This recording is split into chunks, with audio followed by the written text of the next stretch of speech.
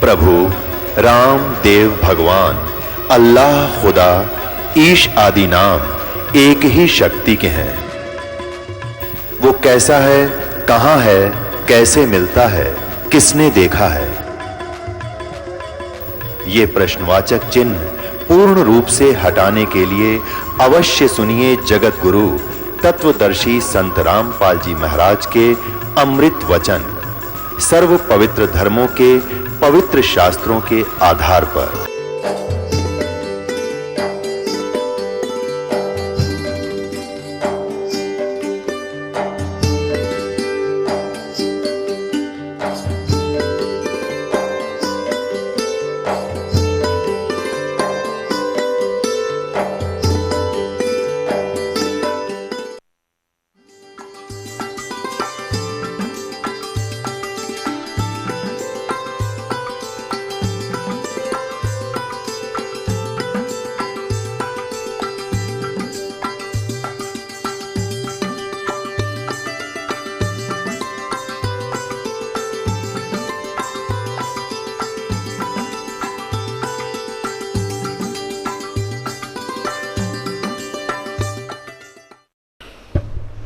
बोलो सतगुरुदेव की जय।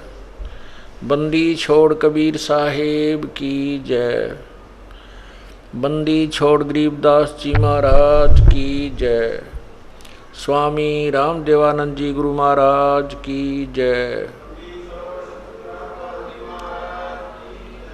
सर्व संतों की जय, सर्व भक्तों की जय, धर्मी पुरुषों की जय, श्री काशी धाम की जय, श्री छुडानी धाम की जय, श्री करोथा धाम की जय, श्री बरवाला धाम की जय। सत सोही ग्रीव नमो नमो सतपुरुष को नमस्कार गुरु की नहीं। सुर नर मुनि जन साधुआ संतों सर्वस दीन। सतगुरु साहिब संत सब है दंडोतम प्रणाम। आगे पीछे मध्य हुए तिनको जा कुर्बान। निराकार निर्विषम काल जाल वंदनम। निर्लेपम निज नीरगुणम अकल अनुबे सुन दुनम। सोहम सुरति समाप्तम सकल समाना नीरतलय। उज्ज्वल हिरंबर हरदमम बेपरवा था है वार पार नहीं मध्य तुम। ग्रीव जो सुमर सिद्ध होई गणनायक गलताना। करो अनुग्रह सोई पारस पद परवाना। आदि गणेश मनाऊं गणनायक देवन देवा।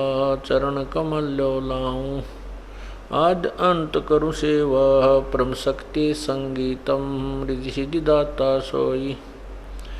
अवगत गुण अतीतम सत्पुरुष निर्मोही। जगदम्बा जगदीशम मंगल रूप मुरारी। तन मन अर्पों शीशम भक्ति मुक्ति भंडारी। सुर नर मुनि जन ध्यावें ब्रह्मा विष्णु महेशा। शेष शेष मुख गावें पूजें आद्य गणेशा। इंद्र कुबेर सरीखा वरुण धर्म राय ध्यावें। समर्थ जीवन जी का मन इच्छा फल पावें। 33 कोटि अदारा ध्यावें 88। उतरें बहु जल पारा कट है यम की फांसी। 33 कोटि अदारा ध्यावें 88। उतरें बहु जल पारा कट है यम की फांसी। सत सही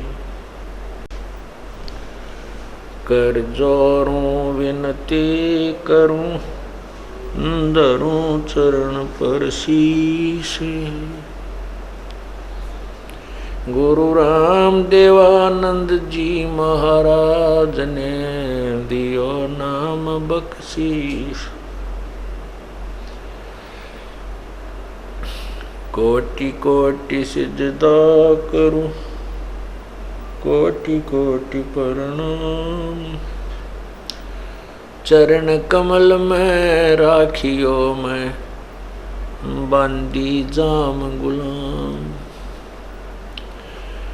अवगुण किए तो बहुत किए करत न मानी हार।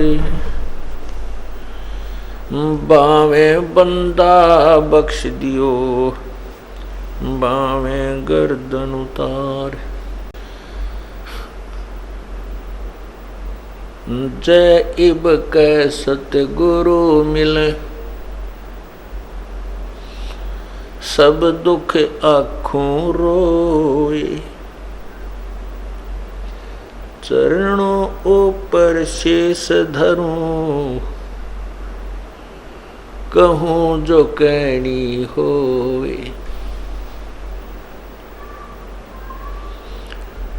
गुरु जी तुम ना भूलियो चाहे लाख लोग मिल जाएं। हमसे तुमको बहुत हैं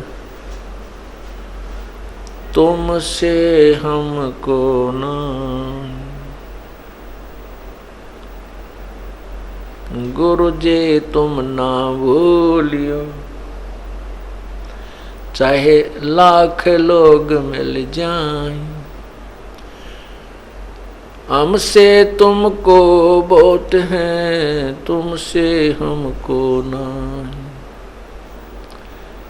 तुमरे विसारे क्या बने मैं किसकी शरण में जाऊं। शिव विरंच मुनि नारदा तिनके हृदय न समान। मैं अपराधी जन्म का नक्सक बरे विकार। तुम दाता दुख बंजना मेरी करो संभार। पूर्ण ब्रह्म कृपा निदान सुन के सो करतार। गरीब दास मुझ दीन की रखियो बहुत संभार।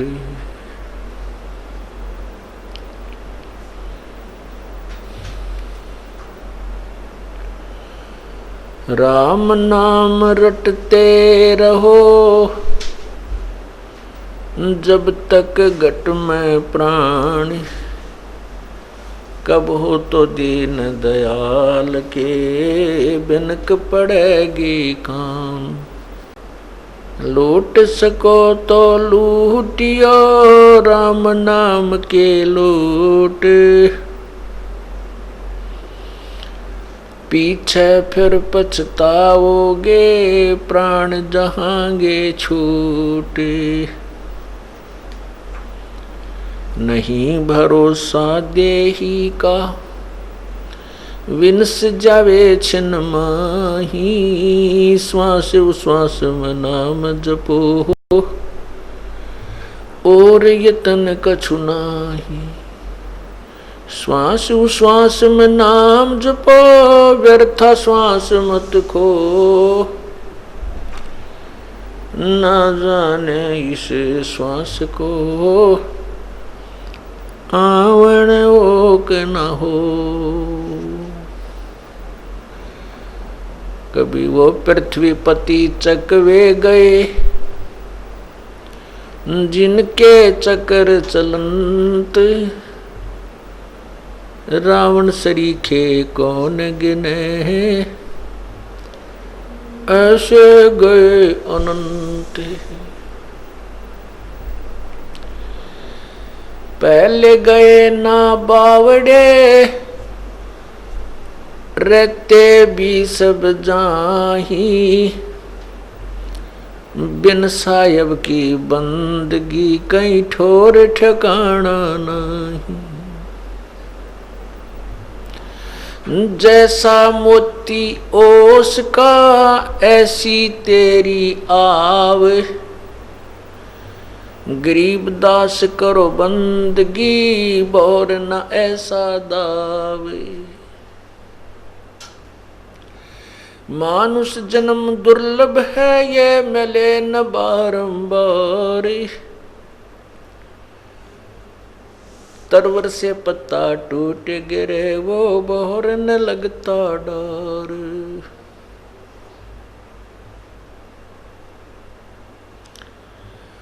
पतझड़ आवत देख कर बन रोवे मन माही। वो ऊंची टहनी पात थे अब पीले हो जाही। पात जड़नता न्यू कहे सुन भई तरवर राय। अब के बिछुड़े नहीं मिले न जाने कहाँ गिरांगे जाए। तरवर कहता पात से सुनो पात एक बात। यहाँ की याहे रीति है एक आवे एक जात। बेटा जाया खुशी हुई खूब बजाए थाल।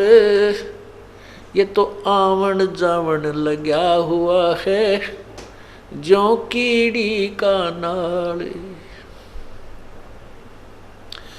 झूठे सुख को सुख कहे ये मान रहा मन मोदी। ये सकल चबीना काल का कुछ मुख में कुछ गोदी।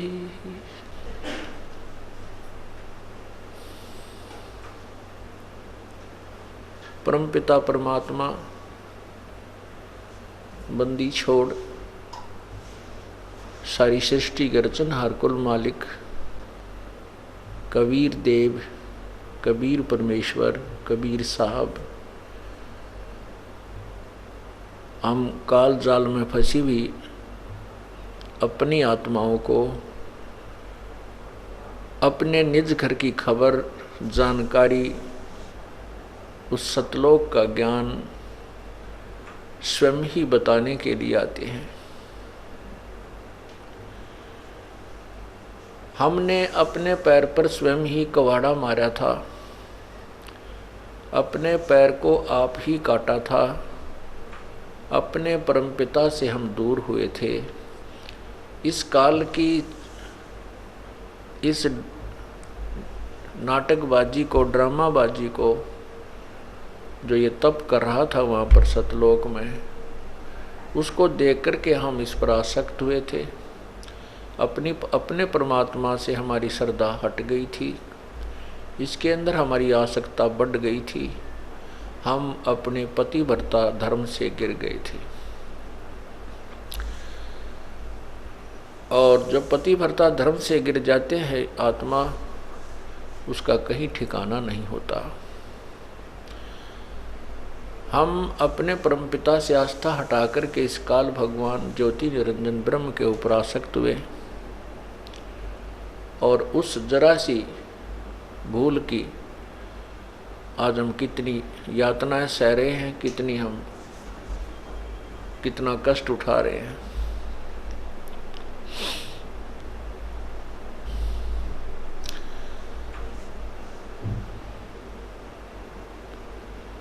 राजा राम की कार उलंघी गई सीता लंक मजारे। 10 मस्तक रावण के काटे विभीषण को राज दिया रे।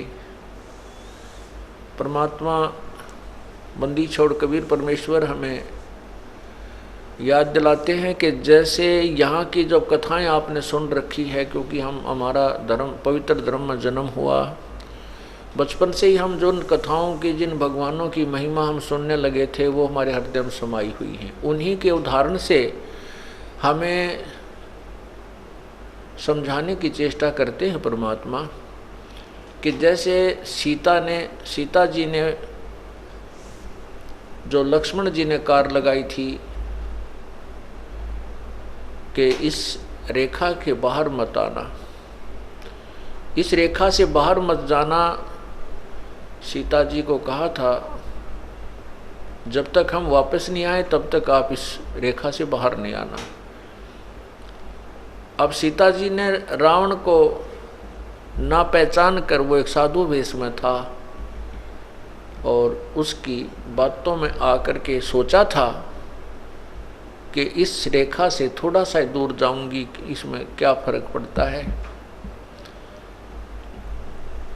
अब वह तो उसकी सोच थी कि कुछ नहीं फर्क पड़ेगा, लेकिन जिन्होंने ये लगाई थी रेखा वो जानते थे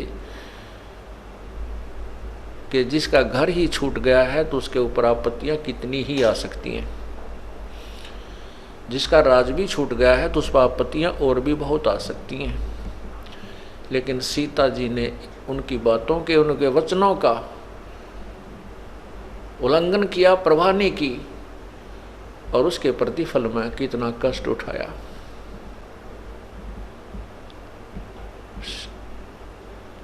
इसी प्रकार हमने अपनी नालायकी से इस काल को अपना हाथ पकड़ा दिया, ये हमें घसीट कर यहाँ ले आया इस गंदे लोक में। यहाँ अपने को कितनी पीड़ा दी जा रही है, हम आदी हो गए इन दुखों को सहन करने के।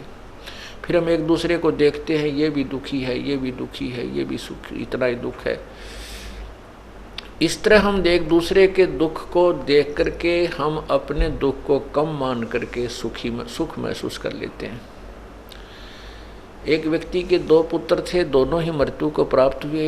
एक के 2 पुत्र थे, उसका एक ही मृत्यु को प्राप्त हुआ। तो जो जिसके 2 में से एक मृत्यु हुई थी, वो व्यक्ति वहां गया जिसके एक ही पुत्र था, उसी की मृत्यु हो गई थी। तो वो भी बहुत दुखी था, और जिसके 2 में से एक पुत्र की मृत्यु हुई थी वो भी बहुत दुख महसूस कर रहा था। वहां जाकर जब उसको पता चला कि इसका एक ही पुत्र था इकलौता, वो भी मृत्यु को प्राप्त हुआ, तब उसने राहत की सांस ली है, भगवान शुक्र है मेरा एक तो जीवित है।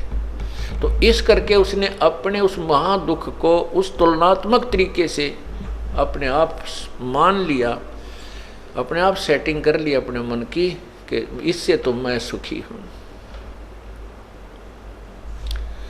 हम इस प्रकार यहाँ इस घोर कष्ट को सहन करते हुए भी अपने इन दुखों को यही मान लेते हैं कि इससे तो मैं सुखी हूँ, और उस जो दूसरा जीवित है उसका क्या भरोसा है, ये कितने दिन रहेगा।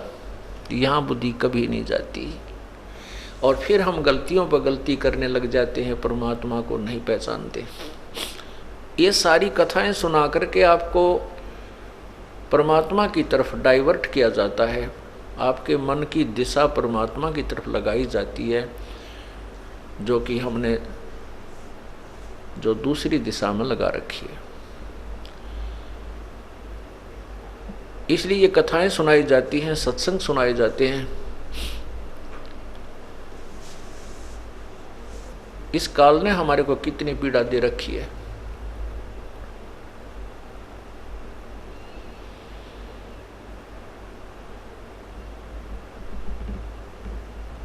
एक किसी भी पशु पक्षी के जीवन को आप देखिए,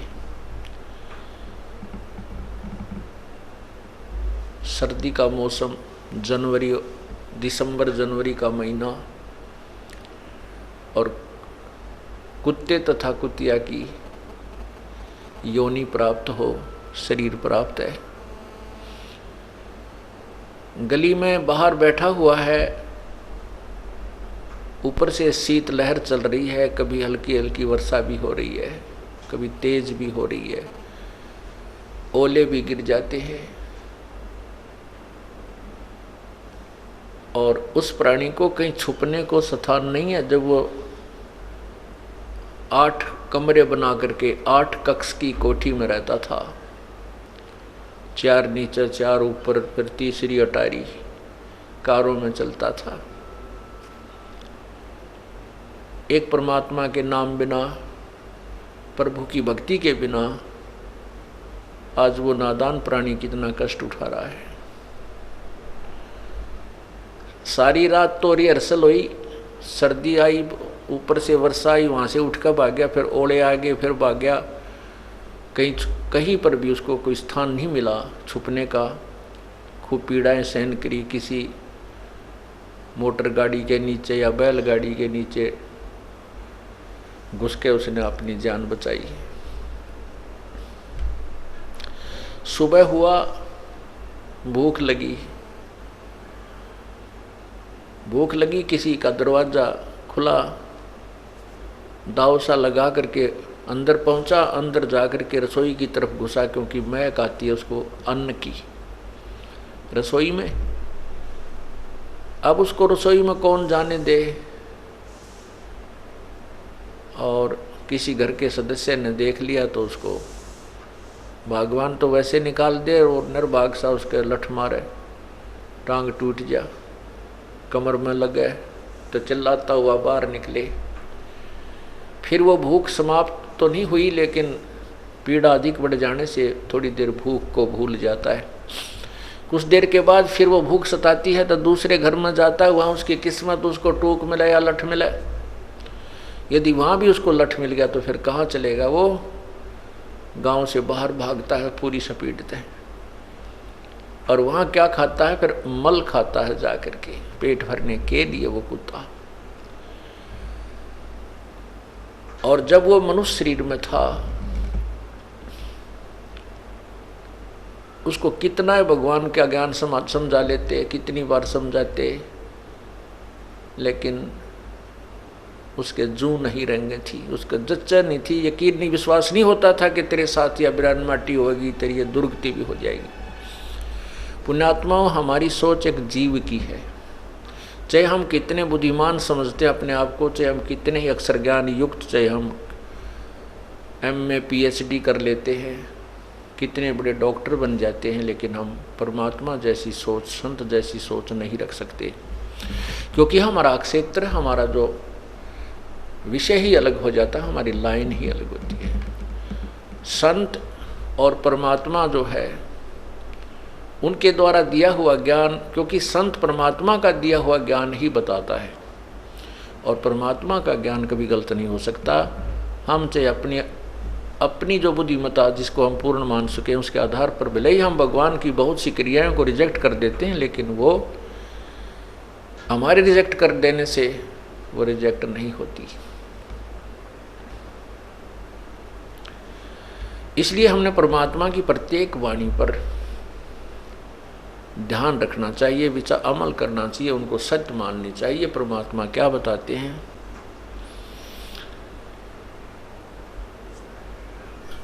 आगे गए न बावड़े, जो पहले जा चुके कहते हैं वो वापस तुम्हारे घर में नहीं आए हैं, और रहते भी सब जाही, बिन साहेब की बंदगी कहीं ठोड़ ठिकाना नहीं। पूर्ण परमात्मा, साहेब का अर्थ होता प्रभु। ये भाषा भिन्न होने से कोई गॉड कहता है, कोई रब कहता है, कोई अल्लाह कहता है, कोई हम साहेब परमेश्वर राम कह देते हैं। तो सही मायनों में राम कौन है, क्योंकि हम जिस राम की तरफ संकेत करते हैं, हम जिस अल्लाह की तरफ संकेत करते हैं, गॉड की तरफ संकेत करते हैं, वो कबीर गॉड है, वो कबीर साहब है, कबीर परमेश्वर है, वो अल्लाह कबीर है, अल्लाह अकबर है। और ये कबीर अल्लाह वही है जो काशी में 120 वर्ष तक एक जुलाहे की भूमिका तथा एक महान कवि की भूमिका करके सहस्री राय थे, सहस्री चले गए। अब राम की परिभाषा, डेफिनेशन ऑफ गॉड भी हमें आज तक किसी संत ने नहीं बताई। किसी संत का मीन जो हम जिन संतों से परिचित थे। वैसे तो जिन महापुरुषों ने परमात्मा के साक्षात्कार हुआ, भगवान के दर्शन हुए हैं, उन्होंने तो वही यथार्थ ज्ञान दिया है जो प्रभु ने स्वयं बताया था। उन संतों को छोड़कर जिन्होंने परमात्मा का साक्षात्कार हुआ है और स्वयं परमात्मा प्रभु ने आकर के, साहेब ने आकर जो ज्ञान दिया, उसके अतिरिक्त अन्य ऋषियों, महर्षियों और संतों को तो परमात्मा की परिभाषा का भी ज्ञान नहीं था। इसी कारण से हम राम कहते हैं, जैसे आपको कथा सुनी थी कि पीपा जी एक राजा था, वो फिर संत बन गया। एक शहर में गया हुआ था, वहाँ एक मुसलमान तेलन थी। उसको साधु उस पीपा जी ने कहा कि बेबे राम बोल, राम राम। तो वो कहने लगी, तो कौन से धर्म का है तू, तेरा क्या इसम, क्यों बोलूँ मैं राम? राम तो मरने के बाद बोलते हैं, हमारा कोई मर थोड़ा ही रहा है। तू बोल राम, तू बोल राम, तू बोल ले। कहने का भाव यह है कि उसको राम बोलना ही पाप बता रखा था कि राम तो कहना है नहीं, ये तो हिंदू कहा करते हैं।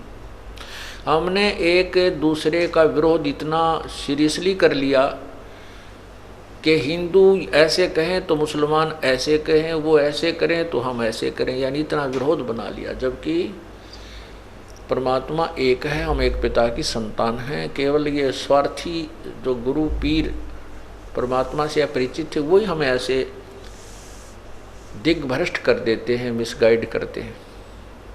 उसी आधार पर उस मालन ने संत जी से कहा कि तो बोल राम, तुम्हारा मर गया होगा कोई, हमारे कोई मरा थोड़ा ही है।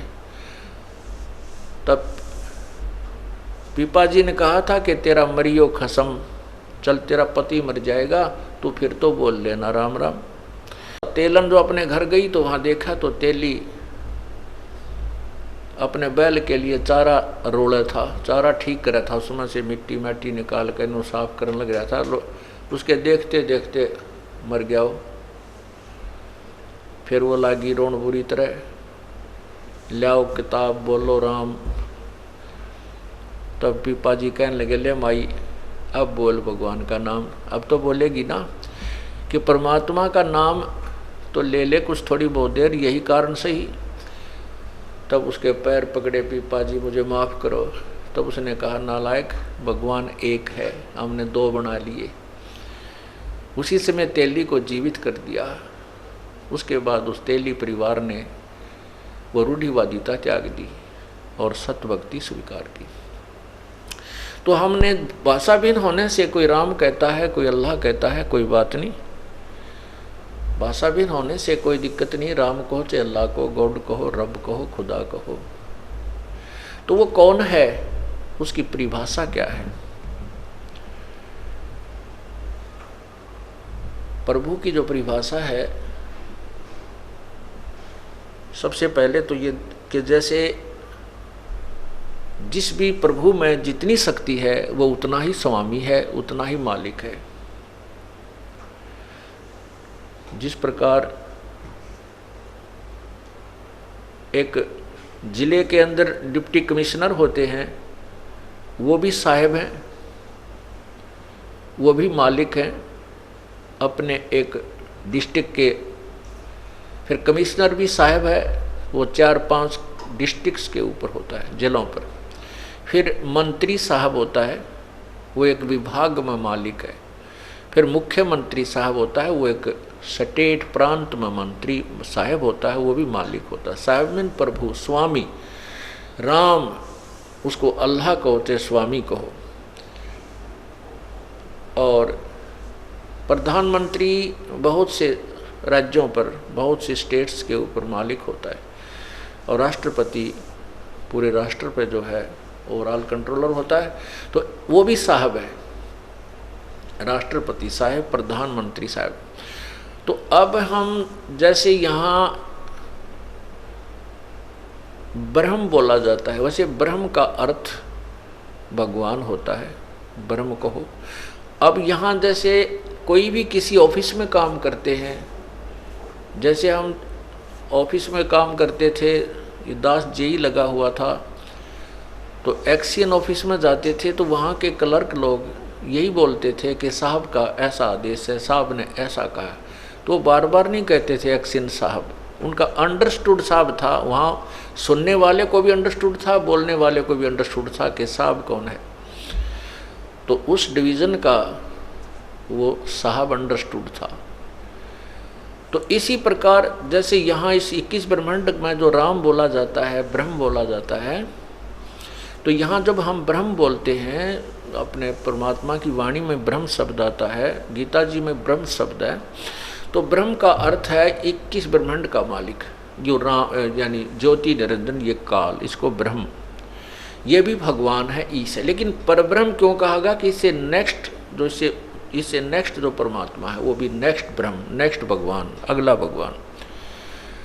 और पूर्ण ब्रह्म इसलिए कहा गया क्योंकि ब्रह्म भी बहुत हैं, परब्रह्म भी बहुत है, उसके अंतर्गत बहुत से लोग हैं, इसलिए पूर्ण ब्रह्म बोला गया, पूर्ण भगवान, पूर्ण परमात्मा, कंप्लीट गॉड, ऑलमाइटी गॉड, यानी वो भी राम है और वो सबके ऊपर परमात्मा, इसलिए ब्रह्म, परब्रह्म, ब्रह्म माने भी भगवान होता है। जैसे ईश बोलते, ईश, ईश माने स्वामी, जैसे नरेश, नर जमा में ईश, नरेश राजा को कहते हैं, आदमियों का स्वामी, आदमियों में का मालिक, नरेश। जैसे मृगेश बोलते हैं, मृगेश का अर्थ होता है शेर, जो जंगली चौपाई जानवरों में मालिक, उनका प्रधान, उनका स्वामी। ऐसे ही ईश माने स्वामी, नर जमा में ईश, नरेश। ऐसे ही ईश का अर्थ होता है स्वामी, ईश है 21 ब्रह्मांड का मालिक, ईश माने भी भगवान होता, ईश।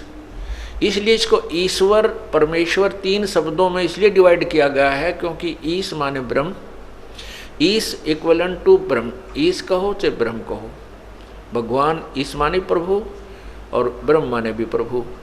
और ईश्वर, जैसे हम ब्रह्मा जी को भी ईश हैं, विष्णु जी भी ईश हैं, स्वामी हैं, मालिक हैं, साहब हैं, शिव जी भी साहब हैं, ये अपने एक ब्रह्मांड में एक विभाग के स्वामी हैं, एक विभाग के ईश हैं, भगवान हैं। अब इनका पिताजी जो है ये इनके ऊपर ईश है, इनके ऊपर स्वामी है। तो इस ब्रह्मांड में जो ईश है, ब्रह्म है, ये ब्रह्म है, काल ब्रह्म है, ज्योति निरंजन है, इसको हम ईश मानकर चलते हैं। और इससे बड़ा जो है जो ईश्वर, ईश्वर माने जो भगवानों में श्रेष्ठ, और परमेश्वर जो ईश्वर, ईश माने स्वामी, वर माने श्रेष्ठ, यानी भगवानों में श्रेष्ठ, और सब भगवानों में श्रेष्ठ से का भी श्रेष्ठ, परम श्रेष्ठ। वर माने पति भी होता है, ईश्वर, वर वधु। तो ईश्वर का अर्थ है उस स्वामी का भी, उस ईश का भी पति, मालिक, ईश्वर। और परमेश्वर, परमेश्वर उस ईश्वर का भी परम वर, उस ईश्वर से भी परम श्रेष्ठ परमेश्वर कहलाता है। ईश ब्रह्म, ईश्वर परब्रह्म, और परमेश्वर पूर्ण ब्रह्म, परम अक्षर ब्रह्म।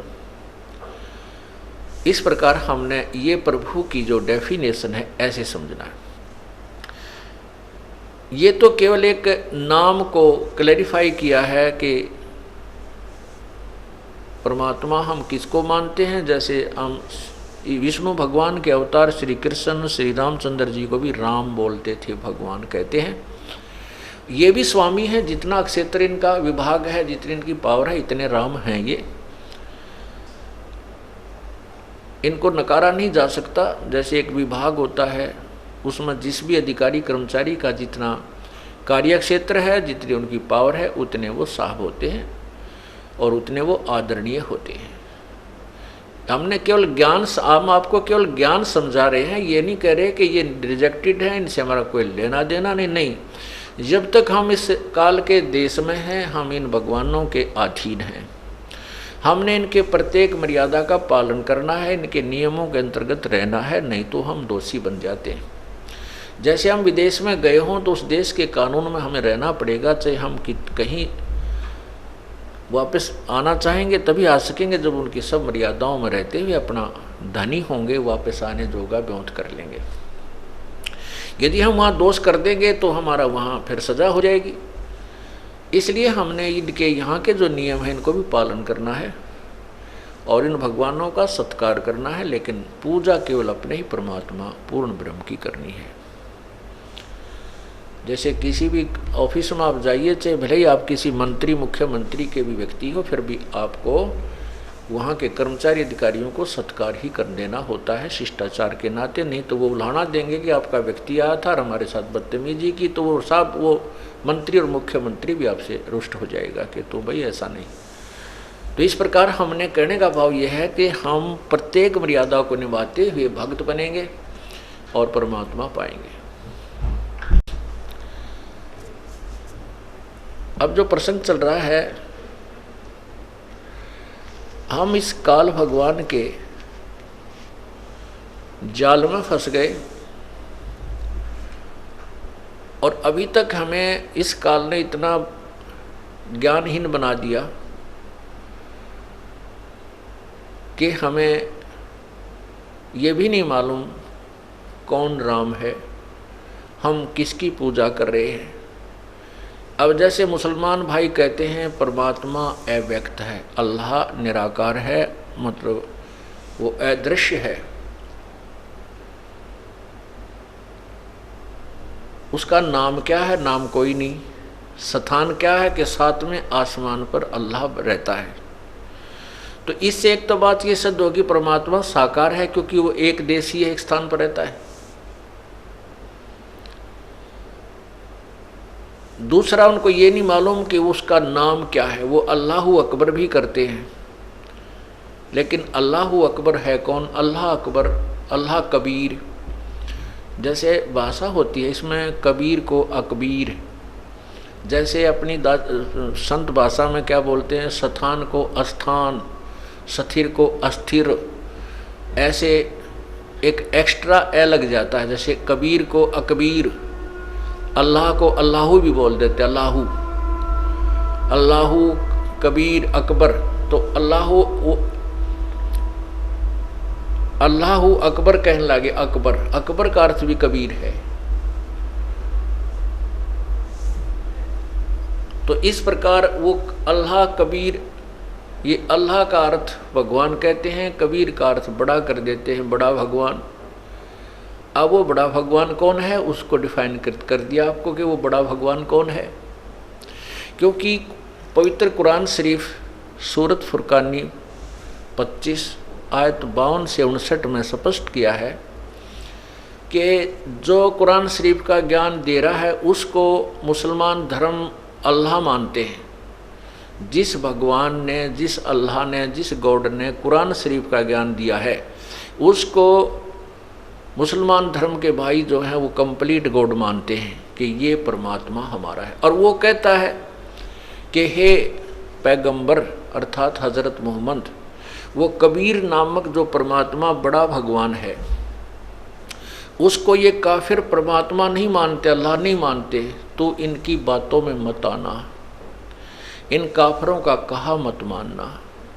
उसके लिए तू संघर्ष करना और मैं जो तुझे ज्ञान दे रहा हूँ इस कुरान शरीफ में, इस ज्ञान के ऊपर तू दृढ़ रहना।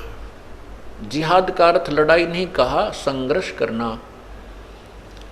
चाहे कितना ही तुझे कष्ट दें, चाहे गलत बोलें, आप इनकी बातों से डगमग मत होना। और ये परमात्मा वही है जिसने सारी सृष्टि रची, जमीन और आसमान के बीच में जो भी कंस्ट्रक्शन है उसी अल्लाह ने की है। कोई जो गीता ज्ञान दाता किसी और, कुरान शरीफ का ज्ञान दाता किसी और अल्लाह भगवान के बारे में बता रहा है जो कबीर भगवान है। और उसने सारी सृष्टि, उसने सारी रचनाएं की है। और वो जिंदा, जो जिंदा महात्मा के रूप में प्रकट होता है। और हज़रत मोहम्मद जी को भी परमात्मा पूर्ण ब्रह्म कबीर देव कल अल्लाहु अकबर आकर मिले थे जिंदा महात्मा के रूप में। तो उसी के लिए 52 आयत नंबर 58 में कहा है कि वो जिंदा कभी मरने, वो उस जिंदा, जो जिंदा तुझे मिला, जिंदा के रूप में मिला और वो पूर्ण परमात्मा है, वो अल्लाह बड़ा लिख दिया। अल्लाह कबीर को अल्लाह बड़ा लिख दिया, वो अल्लाह कबीर है, वो अल्लाह बड़ा कर लिख दिया उन्होंने अनुवाद में। बाकी मूल जो भाषा है वो सही बता रही है। और वो कभी मरने वाला नहीं है, और वो अपने बंदों के गुनाहों से बाखबर है, खूब परिचित है, वो उनको अक्षमा कर देता है। फिर लिखा कि ये वही परमात्मा है जिसने ये कबीर वही भगवान है जिसने 6 दिन में सृष्टि रची, 7वें दिन तख्त पर जा बैठा। और उसके विषय में कुरान शरीफ का ज्ञानदाता अल्लाह कह रहा है कि मैं उससे परिचित नहीं हूँ, उसके विषय में किसी बाखबर से पूछ देखो। इससे ये सिद्ध हुआ कि जिसको हज़रत मोहम्मद जी अपना सुप्रीम गॉड मानते थे, अपना अल्लाह मानते हैं, और मुसलमान धर्म जिसको अल्लाह मानते हैं, वो गीता का ज्ञान उन्होंने दिया है, ना उसका कुरान शरीफ का ज्ञान उसी ने परमात्मा ने दिया है। और वो कहता है कि उस पूर्ण परमात्मा के बारे में जिसने 6 दिन में सृष्टि थी, 7वें दिन तख्त पर जा बैठा, और जिसने आसमान और ज़मीन के बीच में जो कंस्ट्रक्शन सारी की, वो अल्लाह कबीर है, वो अल्लाह बड़ा है, उसके विषय में किसी बाखबर से पूछ देखो। हम अल्लाह यहाँ कबीर ना मान करके उन्हीं की अनुवादित की हुई कुरान शरीफ को मान कर चलें कि वो अल्लाह बड़ा है, तो गीता ज्ञान कुरान शरीफ के ज्ञान दाता से कोई और अल्लाह है जिसके बारे में कुरान शरीफ के ज्ञान देने वाला अल्लाह अपरिचित है। बाखबर से पूछो, किसी तत्वदर्शी संत से पूछो। यही पवित्र गीता जी अध्याय नंबर 4 के श्लोक 34 में स्पष्ट किया है कि उस तत्व ज्ञान को जो गीता अध्याय नंबर 4 के श्लोक 32 में स्पष्ट किया है कि उस पूर्ण परमात्मा ने अपने मुख्य ज्ञान में अपने ही मुखारविंद से पूर्ण परमात्मा भक्ति के बारे में बहुत से विवरण दिए, यानी तत्व ज्ञान में बहुत सा विवेचन दिया हुआ है। उसके बारे में, उस तत्व ज्ञान के बारे में किसी तत्वदर्शी संतों से पूछो, उनको दंडवत प्रणाम करो और कपट छोड़कर उनसे प्रसन्न करो। फिर वो तत्वदर्शी संत तुम्हें उस परम पिता के विषय में ज्ञान देंगे, फिर वैसे करना जैसे होगी। कहीं इसे सिद्ध हो गया कि गीता ज्ञान दाता जो गीता जी में ज्ञान दे रहा है, जिसको पवित्र हिंदू समाज सुप्रीम गॉड मान रहा है, श्री कृष्ण जी ने गीता बोली, श्री कृष्ण जी, वैसे तो श्री कृष्ण जी ने गीता में एक शब्द भी नहीं कहा। जो सारा ज्ञान काल ने बोला है, जो श्री कृष्ण जी में प्रवेश करके बोल रहा था। फिर भी हम ये सोचकर माने कि कृष्ण जी ने ही बोली थी, तो श्री कृष्ण जी तो कह रहा है कि वो कोई और परमात्मा है। इसीलिए 18वें अध्याय के 62वें श्लोक में कहा कि तू सर्वभाव से उस परमेश्वर की शरण में जा, उसकी कृपा से तू परम शांति और शाश्वत स्थान को प्राप्त होगा। 15वें अध्याय के प्रथम मंत्र में श्लोक में कहा है, उस तत्वदर्शी संत की पहचान बताई है कि उल्टे लटके हुए संसार रूपी वृक्ष को जो सर्वांग सहित बता देगा, स वेदवित। उल्टा लटका हुआ संसार रूपी वृक्ष है, इसके ऊपर को जड़ है वो पूर्ण परमात्मा है, परम दिव्य परमेश्वर है, और नीचे को तीनों गुण रूपी शाखा है। और जो इनको सभी अंग बताएगा, तना कौन रूप भगवान है, डार कौन है, पत्ते कौन है, स वेदवित, वो तत्वदर्शी संत है, वह वेद के तात्पर्य से पूर्ण परिचित है। तो परमात्मा ने स्वयं आकर के वो बताया था, अक्षर पुरुष एक पेड़ है, निरंजन वा की डार, तीनों देवा शाखा है, ये पात रूप संसार। जैसे तना जमीन से बाहर दृष्टिगोचर है, तना तो अक्षर पुरुष अर्थात परब्रह्म है। तने से आगे चल के एक डार मोटी निकलती है, बहुत सी डारें निकलती हैं, उनमें से एक डार मोटी, उसको ब्रह्म क्षर पुरुष समझो। और उस डार के आगे 3 शाखा हैं, रजगुण ब्रह्मा, सतगुण विष्णु, तमगुण शिव जी। और आगे जो पातरूप संसार, आगे और जो पत्ते हैं वो हम लटके हुए हैं। तो जो मूल है, जड़ है उस पूर्ण परमात्मा की, वो पूर्ण ब्रह्म है, जिससे सारे पौधे को, पूरे वृक्ष को आहार प्राप्त होता है। इसलिए परमात्मा ने, कबीर परमेश्वर ने अपने मुख्य ज्ञान में अर्थात तत्व ज्ञान में, सूक्ष्म वेद में स्पष्ट किया हुआ है, अक्षर पुरुष एक पेड़ है, निरंजन वा की डार, और तीनों देवा शाखा है, ये पात रूप संसार। और मूल परमात्मा स्वयं है। यही प्रमाण गीता जी अध्याय नंबर 15 के श्लोक 16 और 17 में स्पष्ट है। 16 में क्षर पुरुष और अक्षर पुरुष, ये दो भगवानों के विषय में कहा है, और इनके विषय में बताया है कि ये भी नाशवान है, इनके जितने भी इनके शरीरधारी प्राणी हैं वो भी इनके लोकों में नाशवान है, आत्मा नहीं मरती। 17वें श्लोक में कहा 15वें अध्याय के में कि उत्तम पुरुष है तू अन्य परमात्मा इति उद्धारते, ये लोक त्रयम अविश्य विभर्ति अव्यय ईश्वर है, जो तीनों लोकों में प्रवेश करके सबका धारण पोषण करता है और सबका मालिक है। इन दोनों से भी जो उत्तम भगवान है वो तो कोई और है, वो पुरुषोत्तम है। 15वें अध्याय के 18वें श्लोक में जो कहा है गीता ज्ञानदाता ने कि मुझे तो लोक वेद के आधार पर पुरुषोत्तम मानते हैं, मैं पुरुषोत्तम नहीं हूं, पुरुषोत्तम तो कोई और है। तो कहने का भाव ये है कि पुण्यात्माओं,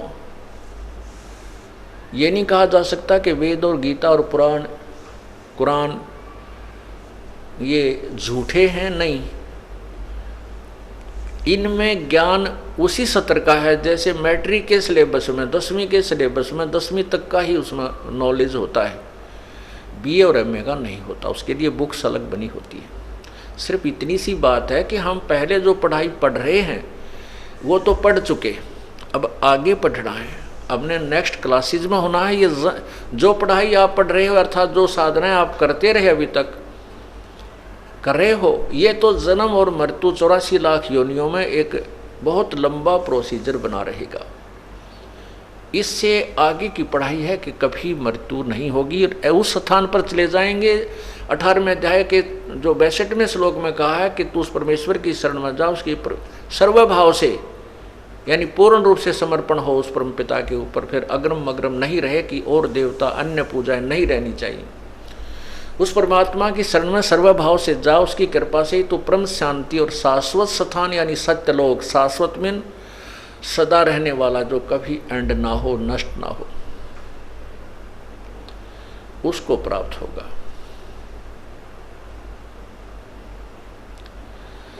अब हमने वो पढ़ाई पढ़नी है जो कभी नष्ट ना हो, जो हम कभी मृत्यु में ना आवे। आज हमें अपने बच्चों में, अपने परिवार में, अपनी कोठी और कार में कितने जो है ना आसक्त हैं और कितने प्यारे लगते हैं, और अपने शरीर पर अपनी जान बचाने के लिए हम 100 प्रयत्न करते हैं।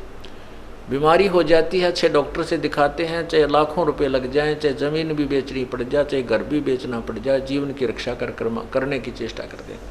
तो ऐसा क्यों करते हैं? क्योंकि जीवन हमें बहुत प्रिय है और हम मरना नहीं चाहते। क्यों नहीं मरना चाहते? जब पता है कि हम मरेंगे अवश्य।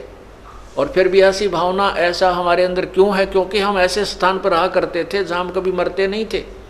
अब हमें यह मरना अच्छा नहीं लगता, तो अब हम उसी स्थान को पुनर्प्राप्त करने की चेष्टा करेंगे जहाँ से हम बिछुड़ कर आए हैं, जहाँ सब सद्ग्रंथ गवाही दे रहे हैं, सब संत गवाही दे रहे हैं कि वहाँ जाने के बाद फिर संसार में लौटकर कभी नहीं आते और वहाँ सदा अमर रहते हैं। वहाँ ना वृद्ध अवस्था आती है, वहाँ वृद्ध अवस्था नहीं आती है। जो सबसे भयंकर दुख है वृद्ध अवस्था में, मृत्यु का तो दुख है ही है, लेकिन वृद्ध अवस्था उससे भी बुरी है। अब तो हम मरने से डरते हैं और वृद्ध अवस्था आ जाती है, जो प्रार्थना करते हैं भगवान माटी संगवा ले। क्यों? कभी कड़मा दर्द, कभी शर्मा दर्द, कभी दाढ़ दुख है, कभी बीपी आई, कभी लो हो गया, कभी सांस नहीं आंदा, दमा हो गया, खांसी होगी, तो आप पे हाथ जोड़ने पड़े, भगवान हमने ठा ले। क्यों? जब तक कति पीड़ित होकर दुख मान कर अंत हो लिया ना, को घर में संभाल दिया, सुबह पानी दर जा, रोटी दे जा, काम करने वाले बच्चे, कोई खेत में, कोई कितना, शाम तक बूढ़ा पड़ा रहे। तो इस तरह कहने का भाव ये है कि ये और कष्ट तो ये वहाँ नहीं है, बुरा वृद्ध अवस्था नहीं उस लोक में। बाकी शरीर हमारा ऐसे ही है, ऐसे ही परिवार है, वहाँ कोई दर्द नहीं, कोई दुख नहीं, कोई कष्ट नहीं, कोई रोग नहीं, कोई मृत्यु नहीं। तो उस लोक की चाह क्यों नहीं बनाते हम? क्योंकि हमें उसका पता ही नहीं। हमें उसका अब बता रहे हैं, क्योंकि बताने वाला एक कबीर भगवान और उसके संतजन और मिसगाइड करने वाले लाखों करोड़ों और अरबों, तो हमने वहाँ जाने की चाह बनती नहीं और विश्वास नहीं होता कि वैसा भी होगा कहीं स्थान। तो फिर हम इसी जन्म मृत्यु में पड़े रहना उचित समझ लिया और यहीं जी ला लिया हमने, यहीं अपना मन रमा लिया। एक भक्त को ऐसे ही समझा रहे थे, वो दूसरा और बैठा था, वो सुन रहा था यही सतलोक की बातें। तो उसने काफ़ी देर सुनने के बाद कहने लगा, महाराज जी हम वैसे तो आप जो बता रहे हो शायद तो अजीबो गरीब कथा कभी किसी ने सुनाई नहीं, तो और मैं ऐसा व्यक्ति हूँ, मैं जिस मार्ग पर लगता हूँ उसको कंप्लीट करके छोड़ता हूँ, चाहे मैंने कितना ही प्रयत्न करना पड़े। और मुझे ये भय लग रहा है कि यदि मैं आपसे नाम ले लूँ और मैं सिर धड़कीबाजी लगाता हूँ प्रत्येक काम पर, उसके तह तक पहुँचता हूँ और कहीं मैं स्पीड से सतलोक पहुँच जाऊँ और वहाँ कोई भी ना पावे, मेरा जी ना लगे, वहाँ कोई भी ना हो, मेरा अकेले का दिल ना लगे, फिर मैं दुखी हो जाऊँगा। इसलिए मैं आपका नाम नहीं लूँगा, इस ज्ञान इस मार्ग को मैं स्वीकार नहीं करना चाहता। अब ये तो कुछ तो उसकी बकवाद भरी बातें थी, क्योंकि जो भगवान नहीं चाहता वो अपनी कुछ सोच अधूरी सधूरी कुछ उसमें उसकी बुद्धि यहीं तक काम करे थी। तो मैंने कहा भाई यहाँ कौन सा सुख मान रहा, चल तो यहाँ ईब तो सुखी है मान रहे अपने आप को, और फिर गधा कुत्ता सुअर बन जावांगे, फिर यहीं आके क्या टिंडेलेगा, न बोले अड़क घूमते फिरते तो दिखे जाएंगे, जी ला गया रहेगा। यानी दूसरे कुत्ते भाई दूसरे गधे दिखे जाएंगे, उनके साथ हम मन लगा रहेगा। हमारी बुद्धि काल ने चारों तरफ से घुमा कर यहीं सेट कर दी कि यहाँ से ये इच्छा छोड़े नहीं। और परमात्मा कहते हैं जहाँ आशा ता बासा हुई, मन कर्म वचन सुमरियो सोई। अंत समय में जिसकी भी हम भक्ति करते हुए इस प्राण त्याग जाएंगे, हम वहीं उसी को प्राप्त होंगे। गीता जी अध्याय नंबर 8 के श्लोक नंबर 1 में कहा है, अर्जुन ने कहा प्रभु जी आपने जो 7वें अध्याय के 29वें श्लोक में किसी तत्ब्रह्म के विषय में जानकारी दी है कि उसको जानने के बाद और उस पूरे आध्यात्मिक ज्ञान को जानने के उपरांत और सभी कर्मों से परिचित होने के उपरांत साधक केवल जन्म और मृत्यु जरा मरण से ही छूटने का प्रयत्न करता, यहाँ की किसी वस्तु की इच्छा नहीं करता। तो किम तत्ब्रह्म, वो तत्ब्रह्म कौन है मुझे उसके विषय में बताओ। तब 8वें अध्याय के 3रे श्लोक में उत्तर दिया है गीता ज्ञानदाता प्रभु ने कि वो परम अक्षर ब्रह्म है। 8वें अध्याय के फिर 6ठे श्लोक में कहा है कि भाई उसमें कहा कि अर्जुन ये नियम है कि अंत समय में, यानी जो भी जिसकी साधना करता हुआ जिस भाव में भावित रहता है और अंत समय में वो उसी को प्राप्त होता है, ये नियम है। इसलिए 8वें अध्याय के 5वें श्लोक में कहा कि तू मेरी भक्ति कर और मुझे प्राप्त होगा। 8वें अध्याय के 7वें श्लोक में कहा कि तू मेरी भक्ति भी कर और युद्ध भी कर, तू मुझे ही प्राप्त होगा निसंशय। 8वें अध्याय के 8, 9, 10 3 श्लोकों में स्पष्ट किया है कि उस परमपिता दिव्य परम पुरुष परमेश्वर की जो साधना उस तत्वदर्शी संत के बताए अनुसार करता है और भक्ति के कमाई के योग बल, योग माने भक्ति, बल माने शक्ति, उस भक्ति की शक्ति नाम की कमाई के आधार से अंत समय में उसी को प्राप्त हो जाता है। जहां आशा ता बासा होई, मन कर्म वचन सुमरियो सोई। अब आशा अंत में, अब जैसे जो भक्ति करते हैं उनकी आस्था अपने भगवान में होती है, जो भक्ति नहीं करते हैं उनकी आस्था रह जाती है अपने बेटे और बेटियां में या किसी पोते पोती में, संपत्ति में। तो वो वही जन्म पुनर्धारण कर लेते हैं, उनकी वही जन्म हो जाता, चाहे गधा बनो चाहे गधी, कुत्ता बनो चाहे कुतिया, या चाहे जो भी उसके संस्कारवश है, चाहे उड़े की चीड़ी वो क्या ना चीटी बन कर जन्म ले वहीं आ जाएगा। तो इसलिए हम जिस भी परमात्मा की भक्ति करते हुए अंत समय तक अब जैसे हम हर सुबह शाम दिन रात एक का मालिक याद रहता है, कबीर भगवान है, परमात्मा पूर्ण ब्रह्म है, वही हमने जाना है, वही भक्ति हम करें। तो हमारी अन्य भगवानों में जो आस्था नहीं रहेगी, ये बुरे भी नहीं लगते हैं। गीता जी में बताया है दूसरे अध्याय के 46वें श्लोक में कि बहुत बड़े जलाशय की प्राप्ति के उपरांत पूर्व आधारित, जिस पर हम पहले आधारित थे, उस छोटे जलाशय पे, छोटे से जोड़ पे, जोड़ी पे, एक तलैया पे, जो जिस पर हम आधारित थे, उस पर हम इतना उसका पता था कि इसमें इतना ही जल है, हो सकता है ये ज्येष्ठ मास में समाप्त हो जाए अगर वर्षा ना हुई तो। फिर हम उस जल के अभाव से दुखी हो जाते थे। हो सकता उसका पानी की सीमा का पता था। जैसे हमारे गांव में, आसपास सबके गांव में जोहड़ होते थे, वो छोटे होते थे और उन जोहड़ों में, तालाबों में जल कई बार तो इतना सूख जाता था कि नहर से, आसपास नहर होती तो उससे डाला जाता था, वर्षा सीजन तक भी नहीं पहुंच पाते थे।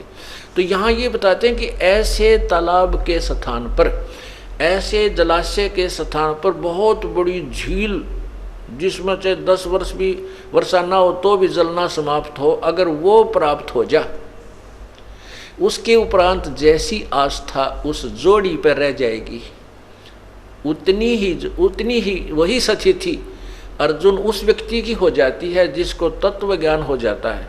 अन्य ज्ञानों पर, अन्य भगवानों में उसकी इतनी ही आस्था रह जाती है उस पूर्ण परमात्मा के ज्ञान के उपरांत। कितना ऑथेंटिक, सटीक उदाहरण दिया है गीता जी में कि जैसे वो जोड़ी जो छोटी थी वह बुरी नहीं लगती, उसमें जल उसमें भी है, काम वो भी चला रही है, उससे भी हमारी प्यास बुझ रही है, लेकिन वो लिमिटेड है। उसकी तो औकात का पता है, उसकी सतिथि का पता, क्षमता का पता है कि ये तो एक सीजन भी पूरा नहीं कर सकती। और बहुत बड़ा झील मिल जाती है, लेक मिल जाती है, तो फिर तो कहना है क्या है। लेकिन फिर भी वह जोड़ी बुरी नहीं है। इसी प्रकार ब्रह्मा विष्णु महेश की जो सतिथि है तो एक जलाशय समझो छोटे वाला, एक तलैया है, और पूर्ण परमात्मा जो है ये बहुत बड़ा दरिया है। दरिया जैसे गंगा दरिया है, कितना निर्मल नीर है, और किसी भी सीजन में उसका जल समाप्त नहीं होता। इस प्रकार कबीर परमात्मा को गंगा दरिया समझें। जैसे दादू साहब जब परिचित हुए उस परम पिता कबीर परमेश्वर की महिमा से, उन्होंने भी यही कहा कि और संत सब कोप हैं और कहते झरीता नीर, दादू अगम अपार है वो दरिया सत कबीर। तो इस प्रकार ये ब्रह्म, जैसे वो तालाब, छोटी तलैया बुरी नहीं लगती। आप अपने आत्मा से सोचना, कई अनजान लोग मिसगाइड करते हैं कि संत रामपाल तो जो है ब्रह्मा विष्णु महेश को छोटे बताता है, हे बताता है, उनको रिजेक्ट करता है, वो पूजा के योग नहीं बताता है। अब उस गीता में उदाहरण दे रखा है, उसी को समझा रहा हूँ कि जैसे वो ब्रह्मा विष्णु महेश हमने बुरे नहीं लगते, लेकिन उनकी अक्षमता से हम परिचित हो गए कि ये जन्म मृत्यु में स्वयं भी हैं, इनकी भी जन्म मृत्यु होती है, ये किसी भी पाप कर्म को या कर्म को कम बत्ती नहीं कर सकते।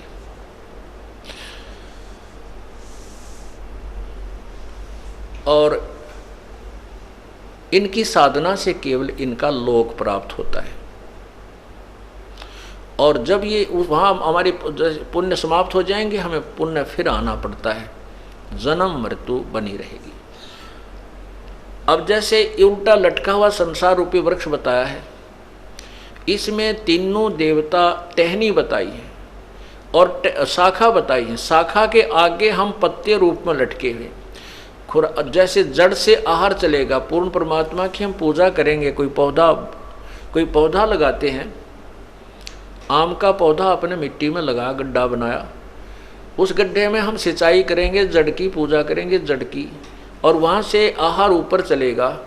वो आहार तने से होता हुआ, जड़ का दिया हुआ आहार तने से डार में, डार से शाखा में, शाखा ब्रह्मा विष्णु महेश है, ब्रह्मा विष्णु महेश से आगे हम हैं, तो तब हमें प्राप्त होगा।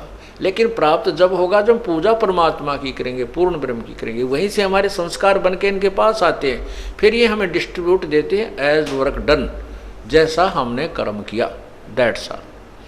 ये बुरे नहीं, ये हम इनसे दूर नहीं, हम इनको छोड़ नहीं सकते, हम इनसे दूर हो ही नहीं सकते, क्योंकि हम इनके लोक में हैं।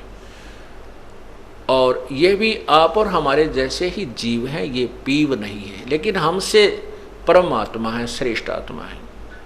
जैसे राजा भी मनुष्य होता है, मानव होता है, लेकिन वो अन्य मानव से शक्ति में अधिक होता है, शक्ति में उसके पास पावर्स होती हैं। तो इसी प्रकार हम जीव हैं और ब्रह्मा विष्णु महेश भी जीव हैं, लेकिन ये यहाँ के प्रधान हैं, यहाँ के मंत्री हैं।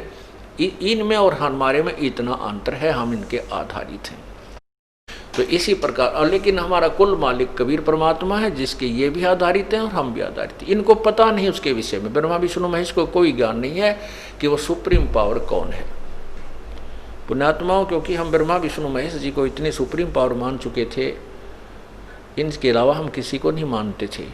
इसलिए हम ये कथा जो आपको बताते हैं कि ब्रह्मा विष्णु महेश कंप्लीट गॉड नहीं है, ये पूर्ण परमात्मा नहीं है, तो हमारे मन में धक्क देसी होती है और ये दास की जो स्टेटमेंट आपको रॉन्ग लगती है, गलत लगती है। आपने ब्रह्मा विष्णु महेश के विषय में कहाँ से सुना था? पुराणों से। और पुराणों में स्पष्ट किया हुआ है कि तुम भगवान नहीं हो। ब्रह्मा और विष्णु के विषय में और रुद्र शिव के विषय में जो ब्रह्म है, ये काल कह रहा है कि तुम भगवान नहीं हो। कभी अपने आप को तुमने कैसे भगवान मान लिया? आपको प्रमाण दिखाते हैं।